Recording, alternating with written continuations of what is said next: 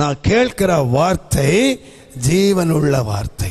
இன்னைக்கு நிறைய பேர் வசனத்தை கேட்குறாங்க, அதை டைரியில் நோட் பண்ணுறாங்க, கர்த்தருடைய நாமத்துக்கு மகிமை உண்டாவதாக.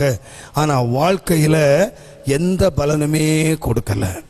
நல்லா கவனிங்க, இவங்க என்ன பண்ணாங்கன்னு கேட்டிங்கன்னா, இந்த பீலையாம் என்ன பண்ணான்னு கேட்டிங்கன்னா, வசனத்தை கேட்ட உடனே எங்கே போனான்னு கேட்டிங்கன்னா தாழ விழுந்தானாம். என்ன செய்தானா? நல்லா கவனிங்க, வசனத்தை கேட்டு தரிசனத்தை பார்த்து தாழ விழும் பொழுது கண் திறந்துச்சு.